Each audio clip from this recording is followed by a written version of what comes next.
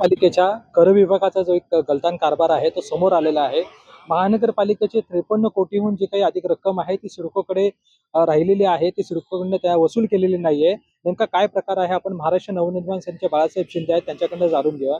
साहेब नेमका काय प्रकार आहे? काय झालेला आहे? आपण पाहिलं असेल वाशी ट्रक टर्मिनलमध्ये सिडकोच्या माध्यमातून पीएम आवास योजनेच्या अंतर्गत घरं बांधण्याचं काम चालू आहे. ही घरं गोरगरिबांसाठी LIG EWS साठी ती घरं आहेत.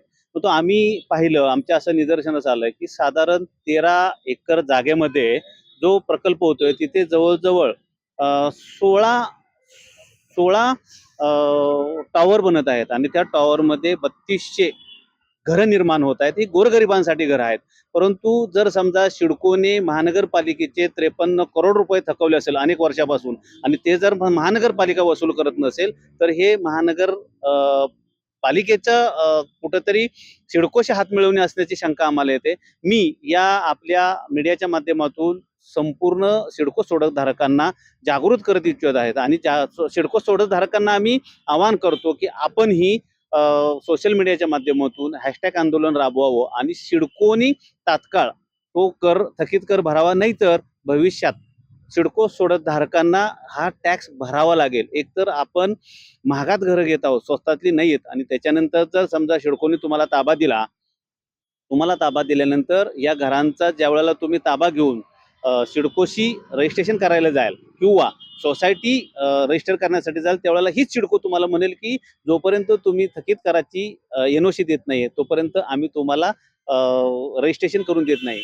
मला या माध्यमातून सांगायचं आहे की अनेक वर्षापासून जर इतका कर थकीत आहे तर महानगरपालिका आयुक्त आणि उपायुक्त काय करतात?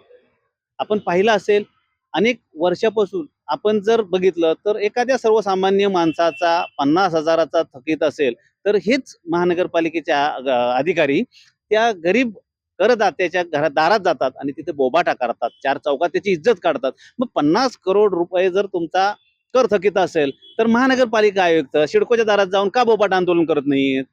जर समजा येत्या 15 दिवसात महानगरपालिका आयुक्तांनी जर थकीत कर वसूल केला नाही तर महाराष्ट्र नवनिर्माण सेना सिडकोच्या आणि नवी मुंबई महानगरपालिका आयुक्तांच्या दालनात बोंबाबोंब आणि बोबाटा आंदोलन केल्याशिवाय गप्प बसणार नाही. हा एक मोठा घोटाळा आहे का असं तुम्हाला वाटतं? निश्चित स्वरूपात सिडकोचे कमीत कमी नवी मुंबई महानगरपालिकेला 300 करोड रुपये देणं बाकी आहे. मी मागच्या वेळेला आवाज उठवला होता, आपल्या माध्यमांनी ते उचलला होता. सिडकोचं बघितलं, सिडको एक्झिबिशन सेंटरचे 83 करोड रुपये आहेत. रायगड भवनचे 32 करोड रुपये आहेत. असे अनेक ठिकाणी रेल्वे प्रशासनाचे 1.5 करोड रुपये आहेत, पोलीस प्रशासनाचे 2-2.5 करोड रुपये बाकी आहेत.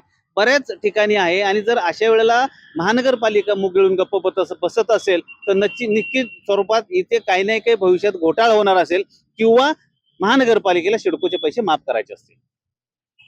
निश्चितपणे आपण जर का पाहिलं असेल तर नवी मुंबई महानगरपालिकेचा हा एक घोटाळा आहे असा आरोप हा मनसेने केलेला आहे आणि जे काही सर्वसामान्य नागरिकांचे जे काही पैसे आहेत, करोडरुपी पैसे आहेत, ते महानगरपालिकेने सिडकोकडनं वसूल करावेत, अन्यथा तीव्र आंदोलन करू असा इशारा मनसेचे बाळासाहेब शिंदे यांनी दिला आहे. ज्ञानेश्वर जाधव, नवी मुंबई.